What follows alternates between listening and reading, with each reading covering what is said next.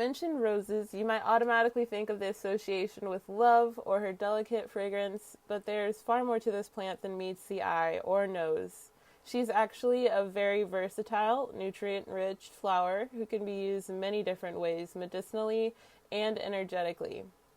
Rose or rosa is a plant that can grow as a shrub, climbing, or trailing, aka rambling, with woody stems often covered in thorns, although there are very few varieties that grow thornless. The thorns on roses are actually called prickles because they come from the epidermis and are not modified stems. She has 2 to 5 inch long, oval-shaped, scalloped green leaves and fleshy, fragrant blooms. Roses range in color from white through yellows and reds in many different sizes. The color, size, and shape of blooms and leaves all depend on the species or cultivars. Within some roses is created this fleshy seed pod called a rose hip that contains 5 to 160 seeds that is usually pollinated by insects in the wild.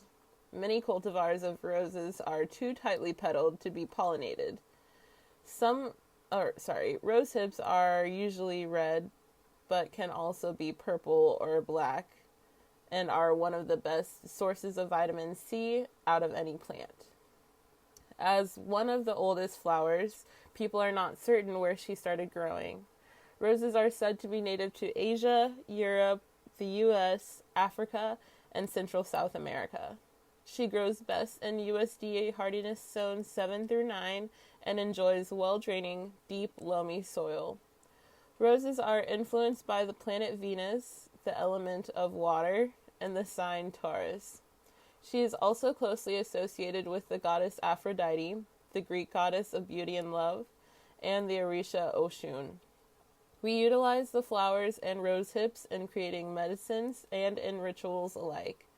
We can consume the raw rose petals, but we also use rose as a tincture, tonic, salve or ointment, essential oil, tea, and also a powder. I actually have a jar of tincture setting right now that will be ready in a week. If y'all want a video on that, let me know. There are seemingly endless ways rose can help the body. Let's start with the rose hip.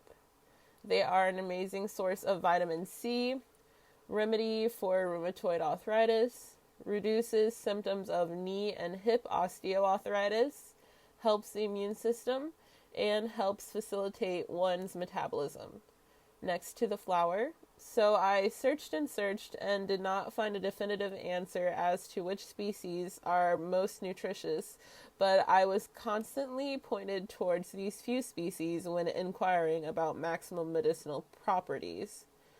Some of the medicinal properties of roses are vitamins A, B, C, E, and K, minerals, polyphenols, antioxidants, reduces risks of heart disease, diabetes, obesity, and cognitive diseases, a gentle laxative, aids with depression, grief, nervous stress, and tension, a mild sedative, antiseptic, anti-inflammatory, antiparasitic, a heart tonic, blood purifier, heals wounds, a good eye wash, helps sore throats, and dry or inflamed skin.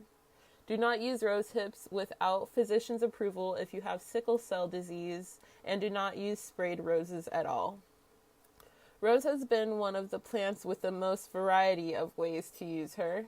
She can be used in baths, used in candles, made into syrups. Even the ashes can be used to cut ties with past lovers. Aside from love and all things heart chakra, rose brings energies of opening, psychic awareness, sacrifice, protection, beauty, lust, divination, and also energies of the root chakra. The measurements for rose tea are 1 teaspoon of dried rose petals or 2 teaspoons of dried rose buds in 1 cup of water, boiled for 3 to 5 minutes, and best served with a little honey. How will you be trying out the healing powers of rose? If you have any questions, please leave them below and I'll get back to you as soon as possible. And thanks for watching.